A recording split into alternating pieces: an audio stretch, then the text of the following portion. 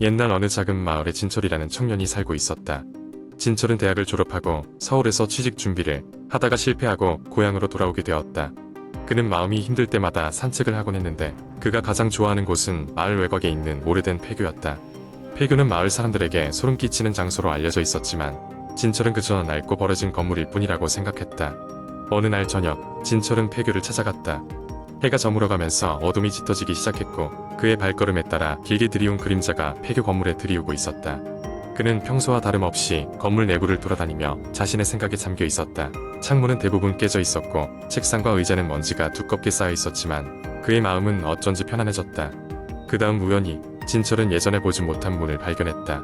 문은 녹슨 쇠로 잠겨 있었고 그 주위에는 이라고 적힌 표지판이 흔들리고 있었다.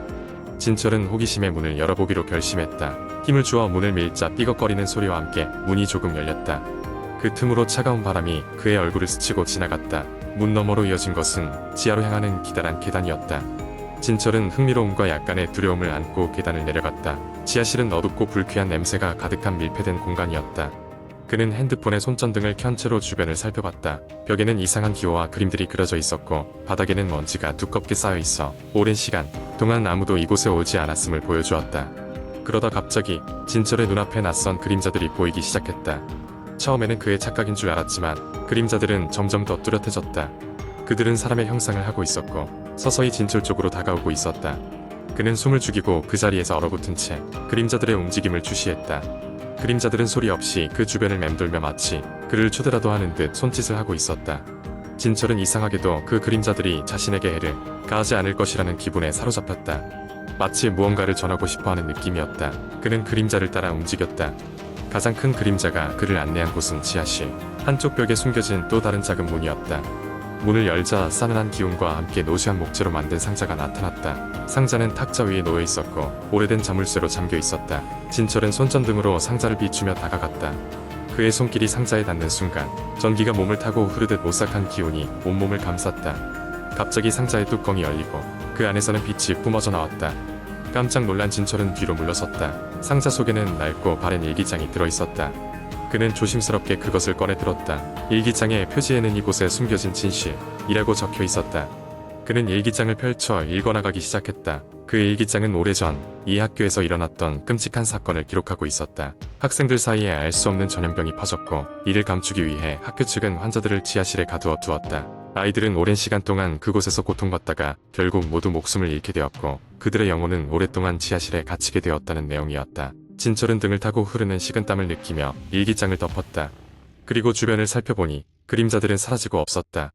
그는 무거운 마음으로 지하실을 빠져나왔다. 문 밖으로 나와 쏟아지는 달빛을 받으며 그는 자신이 보게 된 비밀을 누구에게도 말하지 않기로 결심했다. 그 사건은 단순한 도시 전설이 아니라 그곳에 실제했던 비극이었기 때문이다. 그 후 진철은 다시는 폐교에 가지 않았다. 하지만 때때로 꿈속에서 그 그림자들이 자신을 부르는 것을 느낄 수 있었다. 그들이 원하는 것은 단 하나, 잊혀진 아픔과 진실을 세상에 알려달라는 것일지도 모른다. 하지만 그 모든 것을 잊기에는 너무 강렬한 경험이었다. 진철은 오늘도 그 기억과 함께 살아가고 있다. 두 번째 이야기. 어느 여름밤, 준호는 대학 기말고사를 끝내고 친구들과의 여행을 위해 시골에 있는 외딴 펜션으로 향하고 있었다. 그 펜션은 오래된 한옥을 개조한 곳으로 주변에는 논밭이 펼쳐져 있고 인근에는 작은 산이 있었다. 친구들과 만나기로 한 시간보다 조금 이르게 도착한 준호는 펜션 주인 아주머니와 인사를 나눴다. 펜션은 빈티지한 느낌이 들지만 깔끔하고 정돈되어 있었다. 아주머니는 준호에게 방을 안내해주며 예전에 이곳이 큰 가문의 저택이었다고 이야기해 주었다. 그녀는 그 가문에 관한 자세한 이야기는 아낀 채 밤에는 외출하지 않는 게 좋아요 라고 조언했다. 준호는 별다른 의심 없이 고개를 끄덕였다. 준호가 일찍 도착한 덕에 혼자 시간을 때우기로 하고 펜션 주변을 산책하기 시작했다. 여름이라 해가 길어질 줄 알았지만 해가 빨리 저물고 어둠이 깔리기 시작했다. 산책길을 따라 걷다 보니 작은 기와집이 하나 보였다. 문이 반쯤 열려 있어 호기심이 생긴 준호는 안으로 들어가 보기로 했다. 기와집 안은 오래된 먼지가 쌓여 있었고 오래된 책들과 낡은 사진들이 벽에 걸려 있었다. 준호는 사진 중 하나가 그리 오래되지 않은 것 같아 눈길이 갔다. 사진 속에는 한 무리의 사람들이 서 있었는데 준호는 그들 중 한 명이 자기 친구 중 하나와 흡사하다는 생각이 들었다. 기분이 이상해진 준호는 서둘러 기와집을 빠져나왔다. 밖은 이미 깜깜했고 시골의 밤은 생각보다 어두웠다. 펜션으로 돌아오면서 길을 잃을 뻔했지만 간신히 건물의 불빛을 발견하고 돌아갈 수 있었다. 그때쯤 친구들도 도착해 있었다. 그와 함께한 친구들은 대학 동기들로 모두 합쳐 5명이었다. 저녁 식사를 하며 오래된 기와집 탐험 이야기를 했지만 친구들은 별로 흥미를 느끼지 못했다. 여러 명이 함께라 안심됐던 준호는 밤이 깊자 피곤함을 느끼고 방으로 들어가 잠자리에 들었다. 그날 밤 그는 이상한 꿈을 꾸었다. 깨어난 펜션의 거실에는 눈부시게 하얀 한복을 입은 여자가 서 있었다. 그녀는 아무 말도 없이 준호를 가만히 바라보았고 곧 사라졌다. 준호는 땀에 흠뻑 젖은 채로 깨어났다. 시간이 새벽 2시를 가리키고 있었다. 다음날 아침 준호는 꿈 이야기를 친구들에게 전했지만 대부분은 그냥 꿈일 뿐이라며 대수롭지 않게 넘겼다. 그런데 과묵한 성격의 수연이만은 잠깐 사색에 잠기더니 말을 꺼냈다. 사실 나도 어젯밤 꿈에 하얀 옷 입은 여자를 봤어.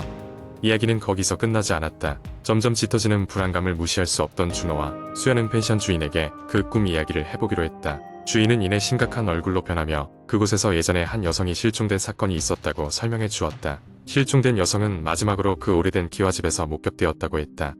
이후 그녀를 본 사람은 아무도 없었다고 했다. 불안감이 극에 달한 준호와 친구들은 곧바로 짐을 챙겨 펜션을 떠나기로 결정했다. 출발하기 전 오랜 시간 펜션에 머물렀던 듯한 수연은 깊은 생각에 잠긴 듯 말없이 앉아 있었다.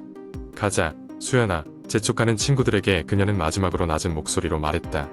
그 꿈을 꾼 사람이 나 하나는 아니었겠지? 그녀의 말에 친구들은 이상한 전율을 느꼈지만 더 이상 그곳에 머물지 않기 위해 서둘러 차에 올라탔다. 돌아오는 길 그들은 아무도 차 안에서 말을 꺼내지 않았다.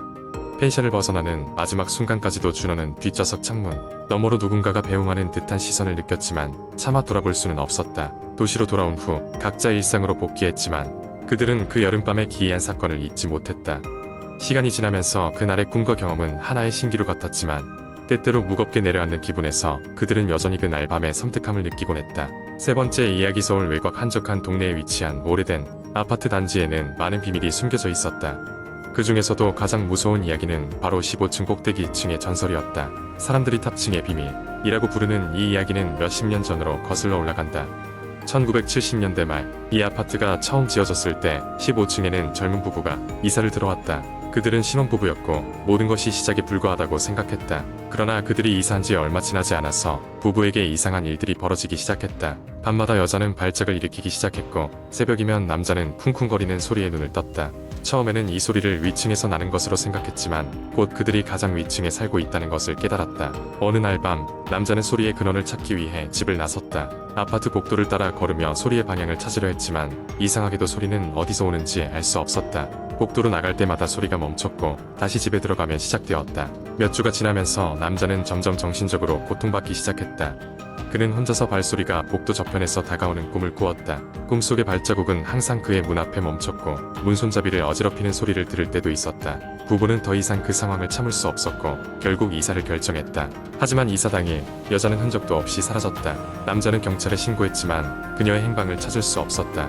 이 사건은 미제로 남게 되었고 남자는 그 후로 다시는 모습을 드러내지 않았다. 시간이 흘러 그 아파트는 새로운 세입자들을 맞이했다. 그러나 이상한 소문들은 그치지 않았다. 15층에 이사한 사람들은 매번 같은 이상한 현상을 경험했다. 물건들이 제자리를 벗어나 있거나 문을 잠갔는데도 열려있는 상태로 발견되기도 했다. 그중 가장 흔한 이야기는 밤마다 들리는 신발 소리였다. 신발 끌리는 소리가 복도를 가로질러 가는 소리, 그리고 이어지는 발자국 소리는 종종 그 층의 주민들을 깨어나게 했다. 몇몇 용감한 세입자들은 그 소리를 쫓아 소리를 찾아 나섰지만 아무것도 발견할 수 없었다. 소리는 마치 공기 중에 사라져버린 것처럼 느껴졌다. 사람들은 그 소리가 어느 날 사라졌던 여자와 관련이 있을 것이라고 생각하기 시작했고 그녀의 원혼이 아파트를 떠도는 것이라고 믿게 되었다. 그러던 어느 날 15층에 새로 이사온 한 대학생이 있었다. 그는 이 흥미로운 소문들에 대해 듣고 오히려 흥분을 감추지 못했다. 대학생은 심령 현상을 믿지는 않았지만 그 소리의 근원을 반드시 찾아내겠다는 결심을 했다. 그는 이웃들에게 인터뷰를 시작하며 그들의 경험을 수집했다. 하지만 그가 알게 된 것은 그저 무수한 두려움과 설명할 수 없는 이야기들 뿐이었다. 그러던 중 대학생은 자기만의 방식을 시도하기로 결심했다. 녹음기를 복도에 설치해 밤새 소리가 나는 순간을 포착하기로 한 것이다. 몇 주 동안 아무런 성과가 없었지만 포기하지 않고 계속 녹음을 시도했다. 그리고 마침내 어느 날 밤 녹음기는 한 소리를 포착했다. 그것은 분명히 발소리였지만 이상하게도 그 발소리는 한결같지 않고 간헐적이었다. 마치 누군가 멈칫거리며 걷는 것처럼 들렸다. 그 후에는 낮은 속삭임이 이어졌다. 하지만 그 속삭임은 아무리 반복 재생해도 알아들을 수 없는 이상한 언어였다. 그 젊은 대학생은 이 믿을 수 없는 녹음 파일을 가지고 친구들에게 도움을 요청했다. 그들의 호기심은 그 파일을 분석하기 시작했고 거기서 뜻밖의 현상을 발견했다. 속삭임의 일부를 역방향으로 재생하자 도와줘 라는 한국어 단어가 뚜렷하게 들린 것이다. 이 발견 이후로 대학생은 그 아파트를 떠나기로 결심했다. 그의 이야기는 인터넷을 통해 빠르게 퍼졌고 탑층의 전설은 더욱 큰 공포로 자리 잡게 되었다. 사람들은 그 사건 이후로 15층으로 이사 가는 것을 꺼려했고 15층의 방은 결국 오랫동안 비어 있게 되었다. 일부 용감한 사람들은 그곳에 머물렀지만 그들 역시 오래 버티지 못하고 떠나갔다. 그리고 전해지는 마지막 소문에 따르면 그 15층 전체가 결국 폐쇄되었고 아무도 그곳에 들어갈 수 없게 되었다고 한다. 밤이 깊어지면 아직도 그곳에서는 신발 끌리는 소리와 낮은 속삭임이 들린다는 이야기와 함께 말이다. 이처럼 그 탑층은 여전히 그 비밀을 지니고 있는 듯하다. 으스스한 밤, 그 오래된 아파트를 지나가게 된다면 발걸음을 조금 더 빠르게 옮기게 될지도 모른다.